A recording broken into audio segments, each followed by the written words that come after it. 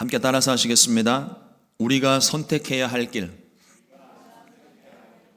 한 번 더 따라서 하시겠습니다. 우리가 선택해야 할 길. 오늘 함께 봉독한 마가복음 8장 34절 말씀 가지고 우리가 선택해야 할 길, 이와 같은 제목으로 함께 말씀의 은혜를 나누겠습니다. 우리는 하루하루 선택의 순간을 맞이합니다. 오늘도 교회를 오시면서 신호등이 노란불로 바뀌었을 때 지나가야 되나 멈춰야 되나 잠시 고민하고 선택하셨습니다. 또 하루에도 수많은 선택들을 합니다. 식사는 무엇으로 해야 될지, 내가 오늘 전화를 해야 될지 말아야 될지, 약속을 가야 할지 취소해야 될지, 이 방향이 맞는지 틀린지, 삶의 모든 순간이 선택의 순간이에요. 어떤 선택을 하든 간에 선택한 것에 대한 결과를 가지고 우리가 살아갑니다. 근데 우리의 선택 이전에 하나님께서 우리 인생 가운데 선택하신 길이 하나가 있습니다. 하나님께는 모든 것이 가능합니다. 그렇지만 변함없이 한결같은 모습으로 지금까지 선택해 오신, 묵묵히 그 길을 걸어오신 그 길이 있습니다. 그 길은 인류 구원의 길입니다. 태초에 에덴 동산에서 아담과 하와는 잘못된 선택을 했습니다. 하나님께서 먹지 말라고 하신 금하신 선악을 알게 하는 나무의 실과를 먹음으로 불순종의 길을 선택을 했습니다. 마음은 원인데 육신이 연약하여 불순종의 길을 어쩔 수 없이 선택한 게 아니에요. 보암직도 하고 먹음직도 하고 탐스럽기까지 한 열매를 자꾸 쳐다보다가 본인이 손을 뻗어 선택을 했습니다. 그 결과 하나님과의 관계가 깨어지고 에덴 동산에서 쫓겨남을 당합니다. 여러분, 죄가 그렇습니다. 죄가 어떤 행동이 나빠서라기보다는 하나님과의 관계가 깨지는 게 더 큰 문제예요. 우리 지난 새벽에 말씀을 잠깐 나눴었나요? 금요일 날 말씀을 나눴었나요? 말씀을 하도 많이 나누다 보니까 언제 나누는지는 기억이 안 나는데, 다윗이 시편 51편의 말씀을 가지고 나의 마음을 정결하게 해달라고 그 기도하는, 회개의 기도하는 그 장면에서 하나님께서 제게 깨닫게 하셨던 것이 그겁니다. 분명 다윗이 지은 건 죄가 맞아요. 밧세바를 범하였고 우리아를 죽였고 증거를 인멸했고 모든 걸 감추려고 하고 회개도 하지 않고 1년 동안, 애가 태어날 때까지 1년 동안 아무것도 하질 않았습니다. 모든 게 다 죄예요. 그런데 시편 51편에서 기도하는 이 회개의 시는 하나님께 회개를 하면서 그가 간구하는 것은 하나님에게서부터 멀리하지 마옵소서. 이게 걱정이었습니다. 다윗은 죄에 대한 결과, 심판을 받는 것, 죄에 대한 벌을 받고 책망받는 것, 그건 죄 지었으니까 당연한 거예요. 하지만 다윗이 진짜 걱정을 하고 있는 건 죄에 대한 결과가 아니라, 그러니까 어찌 보면 결과일 수도 있겠네요. 하나님과의 관계가 멀어지는 게 제일 두려웠습니다. 어떠한 심판이라도 달게 받겠습니다. 그러나 하나님, 주님에게서부터 내가 멀어지지 않게 하여 주옵소서. 그게 진정한 회개예요. 우리가 회개를 하면 하나님께서 우리의 죄를 다 용서해 주십니다. 그런데 결과까지도, 죄에 대한 책임까지도 하나님 묻지 않으실 거라는 그런 기대는 하지 마세요. 하나님이 책임을 물으시면 어쩔 수 없는 겁니다. 그건 내가 지은 죄에 대한 결과인 거예요, 결과. 그렇게 책임을 묻지 않으시면 우린 너무 감사한 거고요. 만일 결과를 물으시더라도 하나님, 내가 회개했는데 왜 이런 고난이 내게 찾아옵니까? 이렇게 묻지 마세요. 하나님과의 관계가 깨지는 것이 가장 큰 문제입니다.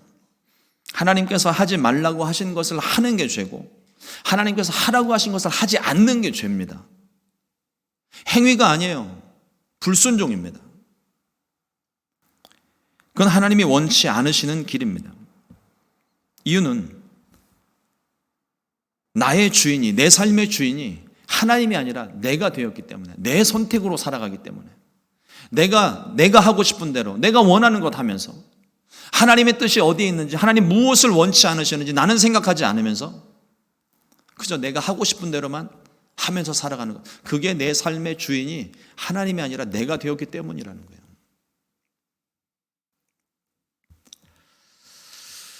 사실 하나님께서 죄를 범한 인생 심판하시고 멸망시키면 간단할 수 있어요.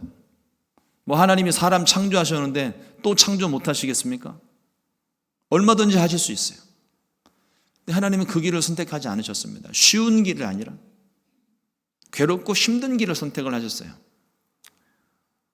하나님이 선택하신 길은 힘들고 아픈 길입니다. 우리를 위해 자신을 내어주셨습니다. 독생자 예수님을 죽음의 길로 내모는 선택을 하셨어요. 요한복음 3장 16절 말씀에 하나님이 세상을 이처럼 사랑하사 독생자를 주셨으니 이는 그를 믿는 자마다 멸망하지 않고 영생을 얻게 하려 하심이니라. 목적이 있습니다. 예수님을 우리 가운데 주신, 허락해 주신, 이 땅에 보내신 목적이 있어요. 우리로 하여금 영생을 얻게 하려는 것. 예수님은 하나님이 선택하신 길을 따라 인간의 몸을 입으셨습니다. 이것이 우리가 곧 맞이하게 될 성탄절이에요. 말씀이 육신이 되신 성육신 사건입니다. 하나님이신 예수님께서 이 땅에 태어나신 것을 말합니다. 말씀이 육신이 되어 우리 가운데 거하심에 우리가 그 영광을 보게 되었습니다. 전에는 말로만 듣던, 귀로만 알았던 우리의 구원자 메시아가 우리 가운데 오시겠다 하신 그 소리가 이제는 눈으로 보여지는 현상이 된 거예요. 이게 얼마나 놀라운 은혜인지 아십니까? 사람들이 그거를 깨닫지 못하니까 문제인 거죠.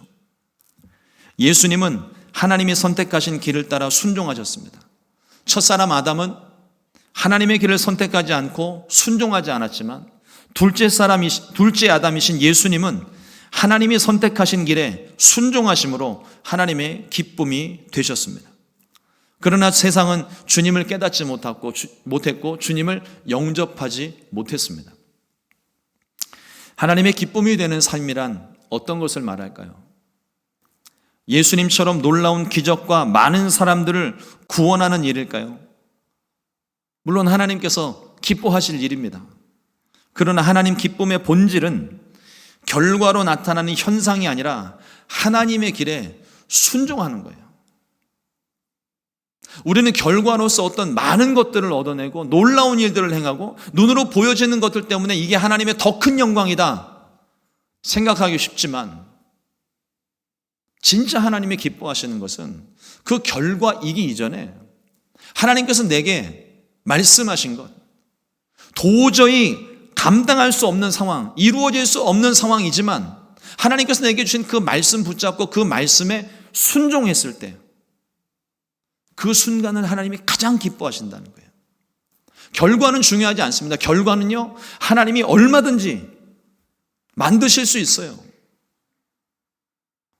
그러나 하나님은 우리 가운데 그 말씀을 주시는 이유는 나로 하여금 순종하게 하시려고, 순종을 가장 기뻐하시기 때문에 가장 기뻐하는 내 자녀로 삼으시기 위해 그 말씀을 우리 가운데 주시는 거예요. 그럼 우리의 선택은 무엇이겠습니까? 내 욕심을 따라 사는 게 아니고, 내가 할 수 있고 없고를 선택하는 것이 아니고, 내게 허락하신 길, 내게 여신 길, 그 길로 순종하며 나아가는 것, 그것을 하나님께서 가장 기뻐하시는 일입니다. 어떠한 순종의 결과, 어쩌면 순종의 결과 아무런 열매가 없을지 몰라요. 그럼에도 불구하고 주님은 순종을 기뻐하십니다. 순종이 제사보다 낫고 번제와 제사보다 하나님 말씀에 순종하는 것을 가장 기뻐하신다고 했습니다. 내가 할 수 있을지라도, 이걸 내가 분명히 할 수 있는 일인데, 하나님 내가 저 사람보다 더 잘할 수 있는 일인데, 그럴지라도 하나님이 원치 않으실 때는 멈추는 순종을 하나님이 기뻐하시는 거예요. 하나님이 선택하신 길에 온전히 순종하게 되시기를 주님의 이름으로 축원합니다. 예수님이 선택하신 길을 다시 한번 좀 봅니다. 예수님이 선택하신 그 길은 십자가의 길입니다. 예수님께서 제자들을 부르실 때 마태복음 4장 19절 말씀에 말씀하시되 나를 따라오라 내가 너희를 사람을 낚는 어부가 되게 하리라 하시니 말씀하셨습니다. 예수님의 강력한 부르심이죠. 근데 사람들이 이 말씀을 주의 종들을 부르는 일에만 적용을 하려고 하는 모습이 있어요. 주의 종들을 부르신 말씀 맞습니다. 제자들을 부르신 말씀이니까. 그러나 이 말씀은 주의 종들을 부르신 게 아니라 제자들을 부르시는 말씀이에요. 우리 모두가 예수님을 믿고 그 길을 따라간다면, 그 말씀에 순종한다면 다 제자들입니다. 주의 종들만 제자들이 아니에요. 여러분들도 다 제자입니다. 예수님 믿었잖아요. 말씀에 순종하고 계시잖아요. 그럼 다 제자예요. 그렇다면 이 말씀도 저와 여러분들 모두가 똑같이 받아야 되는 말씀이에요. 예수님은 하나님의 뜻을 따라 순종하셨습니다. 그 결과 저와 여러분들을 구원하셨습니다. 그리고 이제는 그 일을 우리에게 맡기고 계시는 거예요. 사도행전 1장 8절 말씀에 오직 성령이 너에게 임하시면 너희가 권능을 받고 예루살렘과 온 유대와 사마리아와 땅끝까지 이르러 내 증인이 되리라 하시니라. 증인이 되라고 말씀하십니다. 모두에게 성령 받고 증인 되라고 말씀을 하셨어요. 여러분, 우리가 예수님 믿고 한 번 믿고 끝나는 게 아닙니다. 과거에 한 번 믿고 그 사건으로 그냥 끝난 게 아니에요. 계속 믿어야 됩니다. 정확히 말씀드리면 계속 믿고 있어야 돼요. 예수님을 믿고 주와 함께 동행하고 날마다 주님과 교제해야 됩니다. 과거에 예수님 믿은 사건 굉장히 중요한 일이에요. 그 결과로 우리가 지금 이 자리에 앉아 있으니까. 그러나 지금 내가 그 예수님을 믿고 있지 않다면, 과거에 내가 예수 믿었던 사건은 아무 의미 없습니다. 과거에 그냥 지나간 사건에 불과한 거예요. 오늘 내가 예수님 믿고 있어야 됩니다. 옛날에 성령 충만 다 받았어요. 그러나 지금 성령 충만하지 않으면 아무 의미 없습니다. 과거에 성령 충만했던 게 내게 아무런 효험도 능력도 나타나지 않는 거예요. 지금 성령 충만해야 되는 겁니다. 왕년에 예수님을 믿었어도 지금도 예수님 믿고 있어야 되고, 왕년에 내가 성령 충만했을지라도 지금도 성령 충만해야 됩니다. 그 믿음을 지키는 방법을 오늘 예수님께서 말씀하시는 거예요. 마가복음 8장 34절 말씀에 무리와 제자들을 불러 이르시되 누구든지 나를 따라오려거든 자기를 부인하고 자기 십자가를 지고 나를 따를 것이니라. 제자들만 부르신 게 아니에요. 무리와 제자들을 부르셨어요. 역시 이 말씀도 주의 종들, 목사나 전도사, 선교사, 사역자들에게만 이 말씀을 주시는 게 아닙니다. 무리와 제자들을 부르셨다고 그랬어요. 나를 따라오려거든 자기를 부인하고 자기 십자가를 지고 나를 따라오라 말씀하십니다. 자기를 부인한다는 게 어떤 삶일까요? 나의 욕심을, 그리고 나의 뜻을 거절하는 겁니다. 나의 생각과 계획을 내려놓고 하나님께 맡기는 거예요. 육체의 욕심을 따르지 않고 성령의 인도하심을 따르는 삶입니다. 우리가 기도를 하다 보면은요, 성령의 인도하심을 받아요, 실제로. 근데 그 성령의 인도하심을 받으면서도, 성령의 인도하심 따라 내가 기도하면서도 그냥 기도할 때뿐인 거예요. 기도가 끝나고 나면 내가 무슨 기도 했는지도 잘 몰라요. 그리고 마음 가운데 또 내 욕심, 내 계획, 그것을 놓고 이것을 어떻게 이룰까? 기도하는 내용과 실제 삶에서 생각하는 모습이 달라요. 주님을 따르는 삶이 아닙니다. 육신의 생각은 사망이요 영의 생각은 생명입니다. 하루를 살면서 내 생각대로, 내 의지대로 하고 싶은 일들이 얼마나 많습니까? 굳이 하나님께 묻지 않아도 내가 할 수 있는 일 내가 그냥 척척 해내면서, 야, 정말 내가 일을 잘하는구나, 내가 이것도 열심히 하는구나. 혹시 자기 만족을 하고 계시진 않습니까? 정말 하나님께서 내게 원하시는 것이 무엇인지를 내가 알아야 되는데, 그리고 기도하면서 그 뜻을 분별해야 되는데, 그래서 그 뜻대로 우리가 순종하면서 사는 것이 우리 제자된 삶인데, 그럼 우리 하나님께 얼마나 묻고 있는지,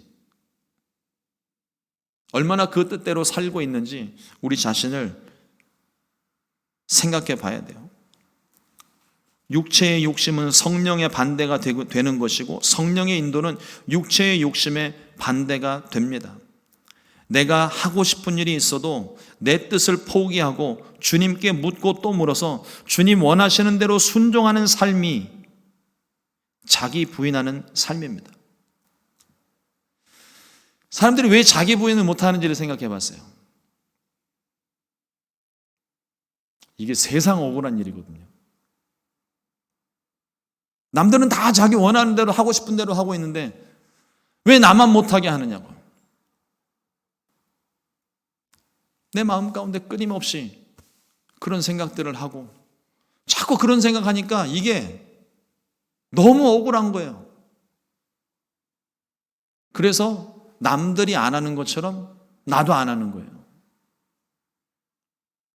그러나 자기 부인의 삶은 아무리 세상 억울해도 주님이 원치 않으시면 주님이 하라고 하시는 것이 아니면 내려놓아야 되는 거예요. 이게 자기 부인의 삶입니다. 자기 십자가를 지는 삶은 또 어떤 삶일까요? 우리는 십자가를 생각할 때 너무 결과론적으로만 생각하고 있지 않습니까? 생명의 십자가, 승리의 십자가, 기적의 십자가, 영광의 십자가를 우리는 먼저 생각을 합니다.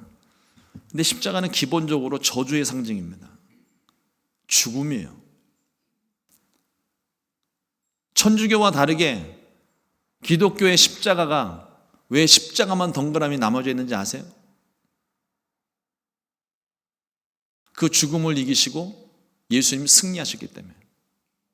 하지만 그럼에도 불구하고 저 십자가를 보면서 우리가 생각해야 되는 게 그거예요. 나를 대신하여 예수님께서 십자가를 지셨구나. 저 자리가 내 자리인데 나를 대신해서 주님이 계셨구나. 저 자리에서 내가 죽었다면 나는 여전히 저기에 매달려 있을 텐데 주님께서 나를 대신하여 죽으시고 십자가에서 부활하셨구나. 십자가는 기본적으로 고난과 죽음을 의미합니다. 초대교회 당시 예수님을 믿는다는 것은요, 우리가 지금 예수님 믿는 것처럼 이렇게 편안한 예수님 믿는 삶이 아니에요. 목숨을 건 행동입니다. 그때 예수님 믿으면 붙잡혀 갔어요. 예수님 믿으면 매질을 당하고 예수님 믿으면 심지어 죽음을 당했어요. 지금도 중동 어느 나라 또 예수님 믿지 않는 어떤 나라들은 예수님 믿으면 붙잡혀가고 매질을 당하고 죽음을 맞이하는 그런 곳도 여전히 있습니다. 그러니까 우리가 지금 예수님 믿는 게 이렇게 편안하게 예수님 믿는 게 얼마나 감사한지 몰라요. 그런데 한편으로는 편안하게 예수님 믿는 게 꼭 좋은 것은 아닙니다. 너무 편안한 중에 예수님 믿다 보니까 그 의미를 잘 모를 때가 있어요. 깨닫지 못할 때가 있어요.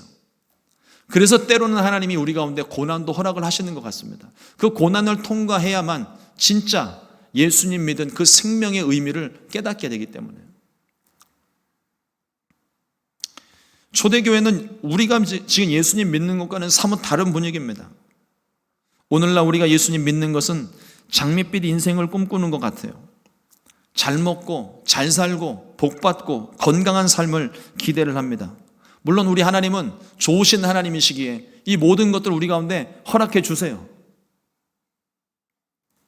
하지만 예수님은 자기 십자가를 지고 나를 따라야 한다고 말씀을 하셨습니다. 예수님을 따르면 온갖 고난과 죽음까지도 각오해야 된다는 것을 말씀하시는 거예요. 근데 우리가 장밋빛 십자가를 생각하고 있는 것이 단적으로 드러나는 게 무엇이냐면 예수님 믿고 있다가 어려운 일을 당하고 힘든 일을 만나게 되면 너무 쉽게 포기를 한다는 겁니다. 그 주님을 따르는 길이 아닌 거예요. 주님께서는 때로는 그 고난의 길을, 그 가시밭길을 통과해서 한 단계 우리의 믿음을 더 성장시키기를 원하시는데 우리는 그게 싫다고 얘기를 하는 거잖아요.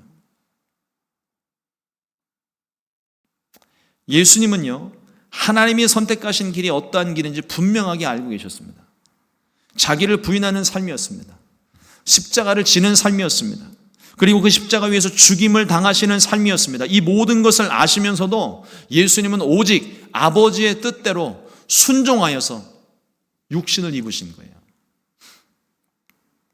빌립보서 2장 6절로 8절 말씀에 기록합니다. 그는 근본 하나님의 본체시나 하나님과 동등됨을 취할 것으로 여기지 아니하시고 오히려 자기를 비워 종의 형체를 가지사 사람들과 같이 되셨고 사람의 모양으로 나타나사 자기를 낮추시고 죽기까지 복종하셨으니 곧 십자가에 죽으심이라. 자기 부인의 삶, 십자가를 지는 삶, 말씀하셨을 뿐만 아니라 그 삶을 우리 가운데 직접 보여주심으로 우리의 본이 되셨습니다. 이제 우리가 선택해야 될 길이 있습니다. 그 길은 하나님께서 선택하신 구원의 길입니다. 한마디로 순종의 길입니다. 예수님이 그러하셨던 것처럼 자기를 부인하고 자기 십자가를 지고 따르는 삶, 순종의 길이에요. 예수님은 오늘도 여전히 저와 여러분들을 향하여서 끊임없이 말씀을 하십니다. 나를 따라오더라. 내가 너희를 사람을 낚는 어부가 되게 하리라. 수고하고 무거운 짐진 자들아 다 내게로 오라. 내가 너희를 쉬게 하리라. 나는 길이요 진리요 생명이니 나로 말미암지 않고는 아버지께로 올 자가 없느니라. 이 말씀 내용이 전부 다 나를 따르라, 순종하라, 주님을 선택하라 말씀을 하시는 거예요. 주님을 따라야 할 줄로 믿습니다. 우리가 믿는 주님이잖아요. 우리가 믿는 주님이라면 그분이 어떠한 말씀을 하시든 순종해야 되지 않겠습니까? 주님이 가장 기뻐하시는 일인데 나는 주님의 기쁨이 되길 원합니다. 찬양을 하고 기도를 하면서도 주님이 말씀하실 때 내게 조금만 손해가 오면 나는 하나님 이거는 내가 너무 손해가 큽니다. 못하겠습니다. 그게 우리들의 모습이에요. 그러나 주님이 원하시는 건, 주님이 정말 기뻐하시는 건 내가 어떤 손해가 있을지라도 어떤 고난이 있을지라도 내가 그 길에 순종하며 가겠습니다. 우리가 결단을 할 때 주님께서 가장 기뻐하시는 것입니다. 우리가 마땅히 걸어야 될 길입니다. 그 길은 영광스러운 길이지만 결코 쉽지 않습니다. 편안한 길이 아니에요. 예수님께서 걸으신 그 길도 결코 쉬운 길이 아니었습니다. 예수님께서 침례 요한에게 침례를 받으시고 광야로 이끌려 나가셨습니다. 거기서 40일 동안 밤낮으로 금식을 하셨어요. 그 어느 때보다 성령 충만하셨을 때입니다. 그때 마귀의 시험이 있었어요. 이 마귀가 때를 잘못 만난 거죠. 가장 성령 충만하셨을 때 시험을 했으니. 우리가 근데 깊이 생각해 볼 주제가 하나 있습니다. 우리는 예수님을 믿을 때 기대하는 것들이 있어요. 복받기 원하고, 문제가 해결되기 바라고, 자녀가 잘 되기 바라고, 병이 치료받고 건강하기를 소망을 합니다. 물론 예수님 믿으면 복받고 응답 받습니다. 그러나 공식처럼 꼭 그렇게 되지 않을 때도 있습니다. 우리가 잘되고 형통한 것을 시기하는 원수 마귀가 있기 때문에 그래요. 우리가 주님께 기도하면 주님께서 우리의 모든 기도에 응답을 해주시는데 우리는 잘 되기를 바라지만 원수 마귀는 안 되기를 원해요. 그래서 우리 앞에 덫을 놓습니다. 예수님 믿어도 세상에 유혹이 있고 마음에 유혹이 있습니다. 죽을 때까지 이 유혹에서 우리 자유할 수 있는 사람이 없어요. 선택하는 것이 괴롭기까지 합니다. 그러나 그때마다 우리는 바른 선택을 해야 돼요. 나를 부인하고 나의 십자가를 지고 주님 따르는 삶. 육신의 생각은 사망이고 하나님과 원수가 되게 합니다. 아담이 그랬어요. 사울이 그랬습니다. 가룟 유다가 그랬습니다. 그러나 영의 생각은 생명과 평안입니다. 하나님이 기뻐하시는 일이에요. 성경 속에 수많은 우리 믿음의 조상들이 다 이와 같은 길을 걸어갔어요. 도저히 순종할 수 없는 길인데, 도저히 그 말씀을 따를 수 없는 상황인데 하나님 말씀에 순종했을 때 하나님이 그 순종을, 그 믿음을 의로 여기시고 칭찬하시며 그에게 모든 복을 허락해 주셨던 것입니다.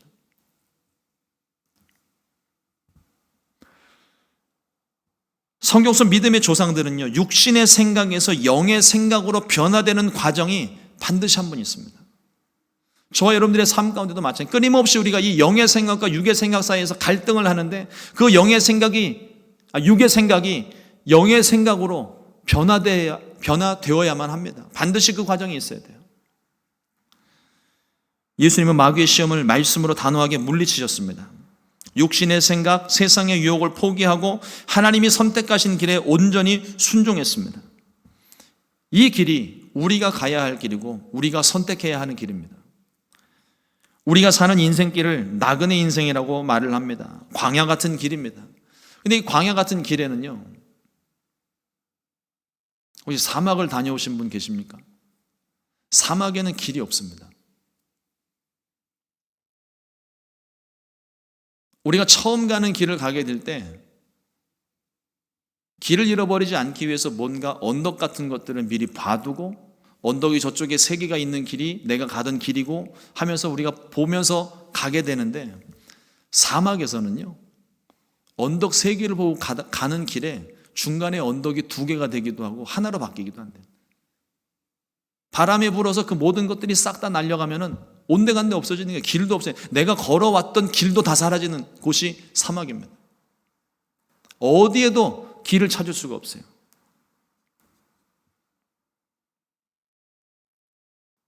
꼭 우리가 경험하는 인생의 문제들과 같습니다. 방향을 잃어버리기가 쉬워요. 어떻게 해야 그 광야 가운데, 그 사막 가운데서 길을 찾을 수가 있을까요? 바람이 불어도 변하지 않는 반석 같은 그런 지표들을 찾아야 되는 겁니다.